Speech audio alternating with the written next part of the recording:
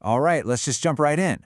What if I told you that you could get a social superpower, one that makes you seem, well, almost psychic? I know, it sounds like something straight out of a comic book, but we're about to unlock a technique that feels like legit magic. But it's something, believe it or not, anyone can learn. Come on, be honest. Ever wish you could just read minds? I mean, who hasn't, right? Just picture it. You walk into a conversation and you just get what the other person is thinking, what really makes them tick. It's like the ultimate social cheat code, and it's way, way closer than you think. Okay, so check this out. Reading minds is hardly hard. That is a super bold statement, isn't it? It's from this really cool guide, The Art of Psychic Empathy. And the whole idea is that this thing we all think is impossible is actually pretty simple. It completely flips the script on what it means to be insightful. And this is the secret sauce right here. The big reveal is, it's not a supernatural gift. You can put away the tarot cards and the crystal ball. This isn't about having some kind of sixth sense. Nope.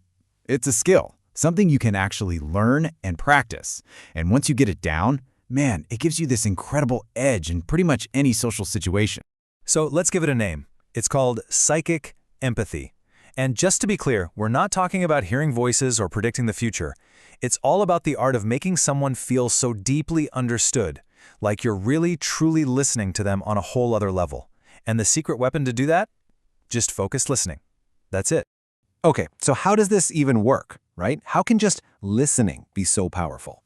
Well, it all plugs into this one huge secret about human nature. This is like the core principle that makes the whole thing go.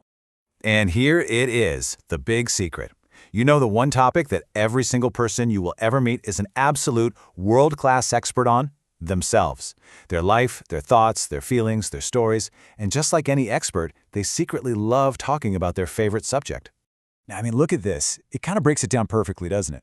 We're all basically the main character in our own movie.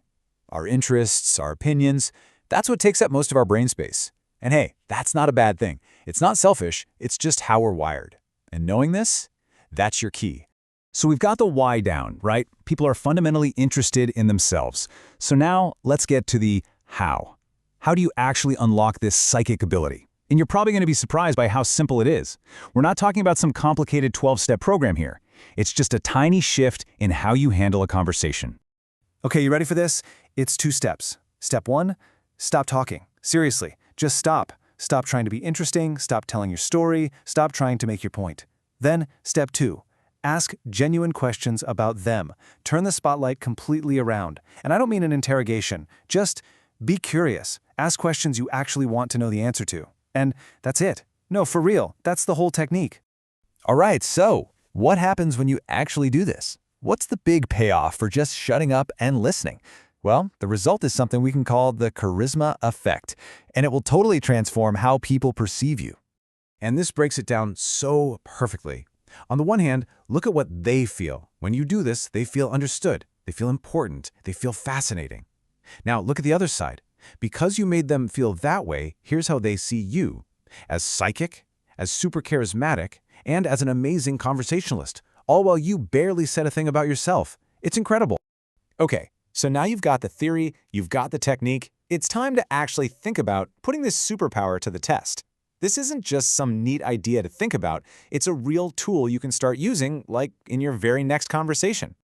So let's just boil this all down to the key takeaways. First, and this is a big one, real charisma isn't about being interesting, it's about being interested.